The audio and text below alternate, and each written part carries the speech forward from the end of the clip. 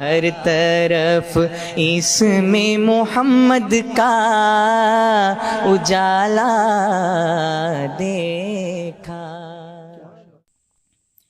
ایک سوال ہے، غسل کرنے کا مسنون طریقہ تفصیل سے بتائیں، اس لیے کہ یہ مسئلہ جتنا اہم ہے اتنے ہی لوگ اس سے بے خبر ہیں۔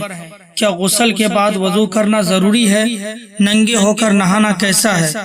جواب، غسل کرنے کا مسنون طریقہ یہ ہے کہ اولاً نیت حاضر کر کے، یعنی یہ سوچ لے کہ میں پاکی حاصل کرنے کے لیے نہا رہا ہوں، بسم اللہ پڑھ کر دونوں ہاتھ گھٹوں تک دھوئے، پھر استنجا کرے یعنی شرمگاہ دھوئے، خواہ اس پر نجاست ہو یا نہ ہو۔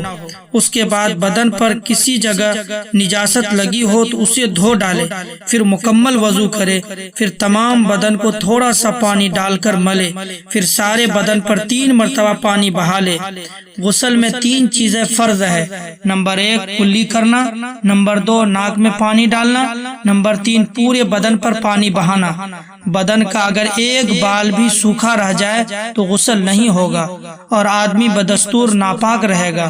ناک کان کے سوراخوں میں پانی پہنچانا بھی فرض ہے۔ انگوٹھی، چھلا اگر تنگ ہو تو ان کو ہلا کر ان کے نیچے پانی پہنچانا بھی لازم ہے، ورنہ غسل نہ ہوگا۔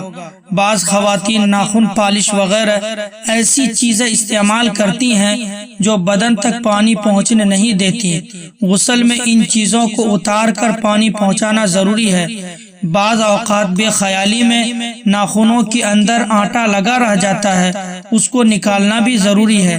الغرض پورے جسم پر پانی بہانا، اور جو چیزیں پانی کے بدن تک پہنچنے میں رکاوٹ ہے ان کو ہٹانا ضروری ہے، ورنہ غسل نہیں ہوگا۔ غسل سے پہلے وضو کرنا سنت ہے، اگر نہ کیا تب بھی غسل ہو جائے گا، اور غسل کرنے کے بعد وضو کی ضرورت باقی نہیں رہتی، اس لیے کہ تمام اعضاء پر پانی پہنچ جانے کی وجہ سے غسل کے ساتھ ساتھ وضو بھی ہو گیا۔ تنہائی میں جہاں دوسروں کی نظر پڑنے کا خطرہ نہ ہو، ننگے ہو کر غسل کرنا درست ہے، تاہم کپڑا باندھ کر غسل کرے تو بہتر ہے۔